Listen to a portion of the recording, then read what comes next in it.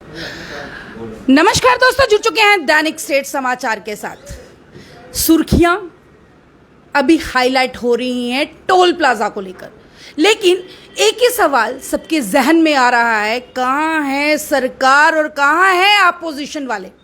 आज फिर एक बार हमारी मुलाकात ताराचंद जी से।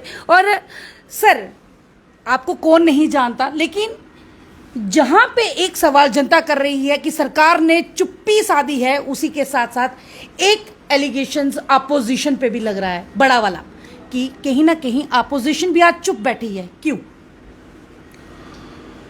पहले तो आपका शुक्रिया,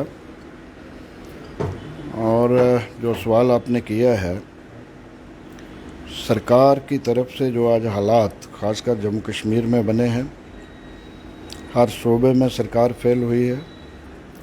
टैक्स पे टैक्स लगाए जा रहे हैं। अगर आप टोल टैक्स की ही बात करें तो जब किसी गाड़ी को रजिस्टर कराना है तो 10% के करीब शायद उस वक्त टैक्स लिया जाता है। उसके अलावा रोड टैक्स अलग से होता है, टोल टैक्स अलग से होता है। गाड़ी खरीदनी है तो उस पर GST अलग से लगता है।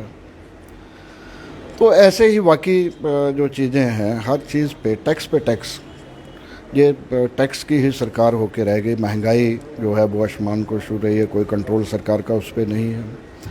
बेरोज़गारी दिन ब दिन बढ़ती जा रही है। लोगों के पास कोई काम नहीं है, इवन के मज़दूर के पास मजदूरी करने के लिए कोई साधन नहीं है। पहले वक़्त हुआ करता था, हमारे वक़्त में बाहर से लोग आते थे मजदूरी करने के लिए, जहाँ डबल शिफ्ट ट्रिपल शिफ्ट में काम चलता था। आज हमारे लोगों को बाहर जाना पड़ रहा है मजदूरी करने के लिए, उनको मजदूरी नहीं मिल रही है। और 370 हटाने के बाद जहाँ लोगों की ज़मीनें जो हैं वो ओपन कर दी गई हैं, कोई भी बाहर से आके ज़मीन जायदाद खरीद सकता है, कोई भी बाहर से आके जहाँ नौकरी कर सकता है। और भी बहुत सारे इशू हैं इस सरकार के प्रति। जैसे आप देख रहे हैं, माइनिंग का इशू है, सारे नाले सारी खड्डें हमारी खाली कर दी गई हैं, जहाँ से पत्थर रेता बजरी सब कुछ उठा लिया गया है, गलत तरीके से बाहर भेजा गया है। हमारे युवा जो थे, हमारे लोग जो थे, ठेकेदारी करते थे, अपनी रोजी रोटी कमाते थे। उसमें हमारी जब सरकार थी तो हमने जो अनएम्प्लॉयड इंजीनियर थे उनके सेल्फ हेल्प ग्रुप बनाए थे। हम उनको भी काम देते थे ताकि जब तक उनको नौकरी नहीं मिले वो अपना गुजारा कर सकें काम करके। आज इस सरकार ने वो सारा सिलसिला बंद करके क्लब करके ठेके किए जाते हैं, बड़े बड़े करोड़ों के ठेके किए जाते हैं। उसमें मोस्टली हमारा जो लोकल ठेकेदार है वो एलिजिबल ही नहीं होता है टेंडर डालने के। सर, आपकी बात से सर सहमत है। जैसे कि अभी आपने बताया अभी कि यहाँ पे जितनी भी करप्शंस हो रही थी, या फिर लैंड माफिया था, भू माफिया था, माइनिंग माफिया था, और उसी के साथ आपने टैक्स को भी गिनवा दिया, उसी के साथ आपने अनएम्प्लॉयमेंट को भी गिना दिया, महंगाई को भी गिना दिया।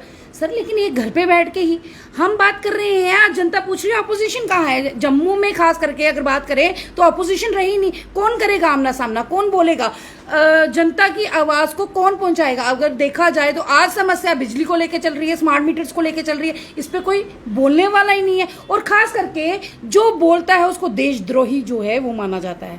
आप इस पे क्या कहेंगे? क्यों आप कांग्रेस क्यों चुप्पी साध के बैठी है? कांग्रेस कहाँ है? कहाँ है कांग्रेस का संगठन? आज कांग्रेस क्यों नहीं युवा राजपूत सभा के साथ भी सामने नजर आती हुई दिखाई दे रही है? देखिए, कांग्रेस इंडिविजुअल किसी लीडर का नाम नहीं है। कांग्रेस एक संस्था का नाम है, उस पॉलिटिकल ऑर्गेनाइजेशन का नाम है जिसकी हिस्ट्री लगभग 140 साल पुरानी हिस्ट्री है। कांग्रेस ने ही जदोजहद की, कुर्बानियाँ दी तो इस मुल्क को आज़ाद करवाया। कांग्रेस ने ही एक अच्छा संविधान दिया और इस मुल्क को बनाया। जो कुछ भी नज़र आता है वो कांग्रेस की ही देन है।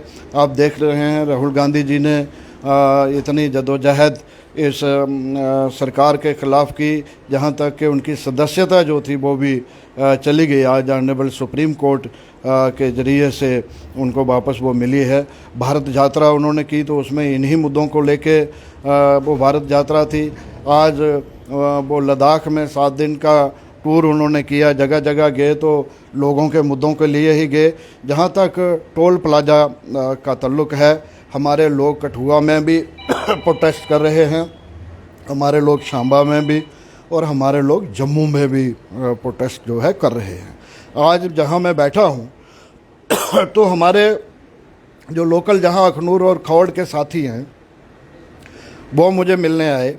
इसी चीज़ पे विचार हो रहा था कि जिन लोगों को इन्होंने जो कि पीसफुल तरीके से अमन पूर्वक अपनी बात रख रहे थे, एजिटेशन कर रहे थे, धरना दिया था, उनको उठा के इन्होंने जेल में डाल दिया। उनकी सपोर्ट पे मैं हमारे लोगों को भी प्रोटेस्ट करना चाहिए, सड़कों पे आना चाहिए, आवाज़ उठानी चाहिए। तो आज उसी सिलसिला में हम जहां जमा हुए थे उसी पे हमने विचार किया है। और परसों हमारे लोग भी जहां अखनूर में आप देखेंगे, आपको कवर करना है। बहुत अच्छा प्रदर्शन जो है पूरा अमन पूर्वक, मैंने कहा है कि पूरी वो सरकार को पहले एडमिनिस्ट्रेशन को इन्फॉर्म करें कि हम अमन पूर्वक जो आवाज़ उठाना चाहते हैं। जिन लोगों को गलत तरीके से जेल में डाला गया है उनकी रिहाई की डिमांड करने के लिए, महंगाई और दूसरी चीज़ों के लिए, बेरोज़गारी, इन सब चीज़ों को जोड़ के बिजली के किराए को जो स्मार्ट मीटर और प्रीपेड मीटर का सिलसिला शुरू किया। इन सब मुद्दों को लेके हमारी पार्टी कल के बाद आपको अखनूर और खौड़ में भी नज़र आएगी। सर, आपने कहा कि अखनूर खोड़ के लोग भी प्रोटेस्ट करने पे आ रहे हैं। सर, कहाँ तक सीमित था ये टोल लगाना? कहीं ना कहीं साजिश तो नहीं कोई चल रही है आपके नज़र में कि ये जो टोल है यहाँ से जो माइंड लोगों का डाइवर्ट हो जाए और हम जो स्मार्ट मीटर्स की तरफ बढ़ जाएं? ऐसा कुछ रुख सरकार की पॉलिसी कुछ जो है वो नज़र आ सकती है इसमें? देखिए, स्मार्ट मीटर का जो मसला है, आप देख रहे हैं पूरा जम्मू शहर कितने दिनों से बाहर निकला हुआ है, जगह जगह प्रदर्शन चल रहे हैं।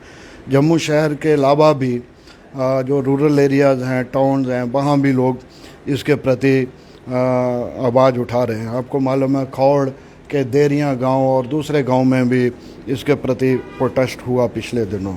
और टोल का जहाँ तक मसला है, जो पहले कठुआ में भी प्रोटेस्ट चलते रहे 2-3 साल पहले, अगर आप देखें, अब फिर जो सरोर जहाँ रोड ही नहीं है, पुल टूटा हुआ है, जाने का रास्ता ही नहीं, लोगों को इतनी परेशानी का सामना करना पड़ रहा है, फिर दूसरा टोल भी उनको दे रहा है। तो मैं कहूँगा कि सरकार को इतनी सख्ती आवाम के साथ नहीं करनी चाहिए। अगर आपको सरकार करने का मौका मिला है तो कुछ लोगों की, गरीब लोगों की वेलफेयर की चीज़ें भी करो।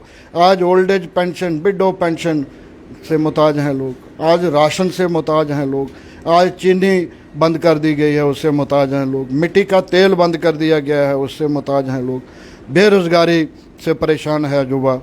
तो उसके अलावा बजाय इसके कि लोगों की वेलफेयर की चीज़ों की तरफ ध्यान दिया जाए, लोगों की मुश्किलातों की तरफ ध्यान दिया जाए, ये उल्टे टैक्स पे टैक्स लगाए जा रहे हैं, ये गलत है, ऐसा नहीं करना चाहिए। सर, आने वाली इलेक्शंस भी हैं और नए चेहरे भी कुछ दिखाई देंगे, पुराने चेहरे भी कुछ दिखाई देंगे, एजेंडा भी लोगों का लगभग मिलता जुलता रहेगा, वही पुरानी बातें, लॉलीपॉप देना। और आप क्या कहना चाहते हैं, ये इलेक्शनों के कारण हो रहा है? देखिए, अब जो सरकार किस लिए कर रही है वो तो आप बेहतर जानते हैं, लेकिन जहाँ तक हमारी पार्टी का ताल्लुक है, हमारी पार्टी ने जैसे कर्नाटका में किया, हमारी पार्टी ने जैसे हिमाचल में किया, हम जो इलेक्शन लड़ेंगे वो लोकल मुद्दों पे लड़ेंगे।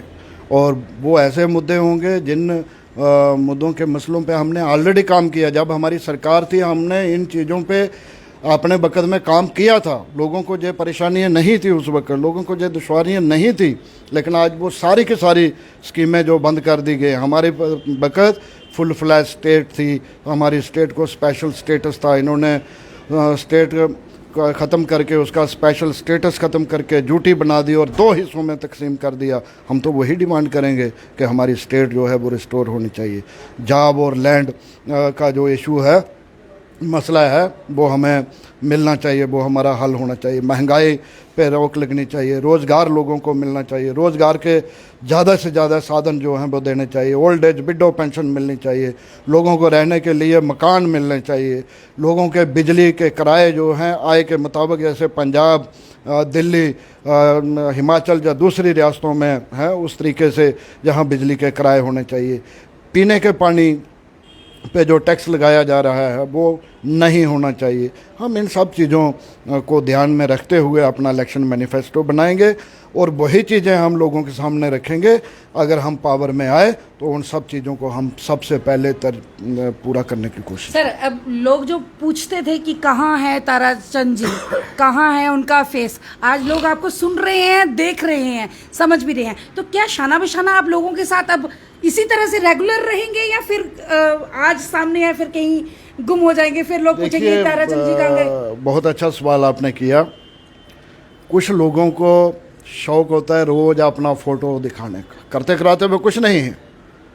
वही 5-6 लोग आगे पीछे उनके बैठे होते हैं, घर में कोई मिलना आया तो उनके साथ बैठ के फ़ोटो खिंचा दी और कह दिया हमने वहाँ से फ़ोटो खिंचाई। ताराचंद हफ्ते के 3 दिन 4 दिन अखनूर और खौड़ होता है, चकमलाल में होता है, पलांवाला में होता है, बॉर्डर पे होता है, अपने लोगों के बीच होता है। मैं मीडिया को कम दिखाता हूँ क्योंकि मेरे वहाँ तो नेटवर्क ही नहीं है, जहाँ तो बिजली ही नहीं होती है, जहाँ टीवी में कौन देखेगा, जहाँ मोबाइल फ़ोन का नेटवर्क ही नहीं है, तो जहाँ मुझे फ़ोटो में कौन देखेगा। इसलिए मैं फ़ोटो खिंचाने का नहीं विश्वास रखता हूँ, लेकिन कम शौकीन हूँ। इसका मैं शौकीन इतना ज़्यादा नहीं हूँ। मुझे शौक़ है अपने लोगों की मुश्किलात में उनके पास पहुँचने का, उनसे मिलने का, उनसे मशवरा करने का। अभी पिछले हफ्ते मैंने जहाँ अखनूर में मीटिंग की है, ये जो हमारा रिजॉर्ट है नीचे, वहाँ मीटिंग की। उसके पहले हमारी अखनूर सिटी में मीटिंग थी, इसके बाद हमारी चकमलाल में 3 मीटिंगें हुई हैं और दूसरी जगह भी हमने 3-4 दफ़ा। अंदर ही अंदर संगठन मजबूत होता जा रहा है कांग्रेस का। एक बार मेहनत कर रहे हैं। आपको मालूम है एक वक्त आया गुलाम नबी आज़ाद जी कांग्रेस छोड़ के गए तो लोगों को लगा सारी कांग्रेस गुलाम नबी आज़ाद ले गया। हम वापस आए, हालात बने, हम वापस आए, हमने कोशिश की। आज जो लोग कांग्रेस छोड़ के गए थे उनको भी हमने उनसे वापस लाया। उसके अलावा दूसरी पार्टियों से भी ex minister, ex MLA, MLC, दूसरे सीनियर लोग, डीडीसी इलेक्टेड मेंबर, उनको सैकड़ों की तादाद में हमने कांग्रेस में लाया। हम कांग्रेस को स्टेट लेवल पे भी मजबूत कर रहे हैं, कांग्रेस को हम कंस्टिट्यूंसी लेवल पे भी, ब्लॉक लेवल पे भी मजबूत कर रहे हैं। सर, परसों बहुत बड़ा प्रोटेस्ट होने जा रहा है, जैसा कि आपने बताया। आम जनता के लिए, कांग्रेस के चाहने वालों के लिए कोई संदेशा, कोई मैसेज? ये प्रोटेस्ट कितने बजे होगा, कहाँ होगा? मैं अपने साथियों को कहूँगा कि जो हमारे सीनियर साथियों ने तय किया है कि जो लोग इलीगल तरीके से जिनको जेल में भरा गया है उनके पक्ष में, और दूसरी जो लोगों की प्रॉब्लम जो है स्मार्ट मीटर, महंगाई और बेरोज़गारी और बाकी चीज़ें, इन सब को लेके एक प्रोटेस्ट कांग्रेस अखनूर में करने जा रही है फोरा चौक में। उसके लिए ज़्यादा से ज़्यादा तादाद में आएँ और इन सब साथियों को पार्टी पॉलिटिक्स से ऊपर उठ के मैं सब लोगों को कहूँगा, बीएसपी को, एनसी को, आरएसएस को, जो दूसरी भी पार्टियां हैं, कि उन सब को भी आना चाहिए। जो लोगों का मसला है, लोगों का काज है। इस वक्त जो इलेक्शन का मसला नहीं है, जब इलेक्शन आएगी अपनी अपनी पार्टी, सबको मुबारक। इस वक्त लोगों की मुश्किलातों का मसला है, उन सब को सामने आना चाहिए और सपोर्ट करनी चाहिए। और मैं अपने सारे साथियों को जो अपील करूँगा कि बिल्कुल अमन पूर्वक प्रोटेस्ट होना चाहिए। इसमें कोई भी ऐसी बात ना हो जिसमें कानून की उल्लंघना हो, लॉ एंड ऑर्डर की उल्लंघना हो, ऐसी कोई भी बात नहीं होनी चाहिए। बिल्कुल शांतिपूर्वक जो प्रोटेस्ट जो है वो होना चाहिए। आशा करते हैं सर ऐसा ही रहेगा और ताराचंद जी का फेस यूं ही सबके सामने आता रहेगा। बहुत बहुत शुक्रिया सर। ये थे हमारे साथ ताराचंद जी। और कांग्रेस के चाहने वालों के लिए, कांग्रेस के लिए एक बड़ी खुशी की बात है कि कांग्रेस आज फिर मजबूत होने जा रही है। वही मुद्दे रहेंगे, गरीब जनता के साथ रहेंगे। और परसों बहुत बड़ा प्रोटेस्ट फोरा चौक, जिसको निर्दोष चौक बोलते हैं, निर्दोष चौक के नाम से जाना जाता है, उस चौक पे एक बड़ा सैलाब जो है कांग्रेस का, वो दिखाई देगा आम जनता की आवाज़ के साथ। वीडियो को ज़्यादा से ज़्यादा शेयर करिएगा, अपनी प्रतिक्रिया ज़रूर रखिएगा कमेंट बॉक्स पर। मुझे दीजिए आ गया, मैं कैमरामैन विक्रांत के साथ राबिया खजूरिया, दैनिक स्टेट समाचार के लिए।